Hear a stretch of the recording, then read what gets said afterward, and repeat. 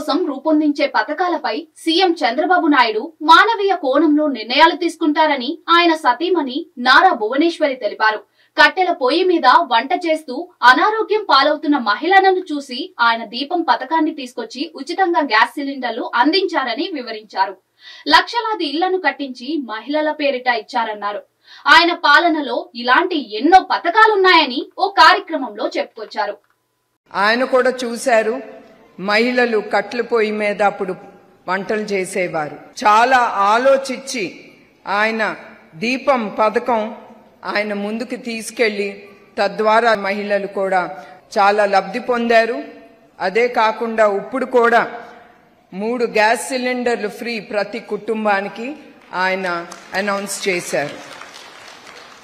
దళిత మహిళ ప్రతిభా భారతి గారిని AP assembly స్పీకర్గా ఎన్నుకోవటం ఏనాడు అది జరగలేదు మన ఆంధ్ర రాష్ట్ర హిస్టరీలో. అట్లానే రాష్ట్రం పేదల కోసం లక్షలాది ఇళ్లల్ని కట్టించి వాటికి మహిళ పేరిటన ఇవ్వటం జరిగింది. అట్లానే చేతి పని చేసే వాళ్ళ గురించి, మహిళల గురించి ఆయన ఆలోచించి ఆ చేతి పనితో ఎంత ఇబ్బంది వాళ్ళు ఎదుర్కొంటున్నారో వాళ్ళకి ఆ పథకాలు కూడా చాలా తీసుకొచ్చారు. చంద్రబాబు నాయుడు గారి గురించి చెప్పాలంటే ఆయన ప్రతి ఒక్క వర్గాని గురించి చాలా డెప్త్గా ఆలోచించి వాళ్ళు ఏమి కష్టాలు పడుతున్నారు ఆ వర్గం మనుషులని ఆలోచించి వాళ్ళకి ఏమి చేస్తే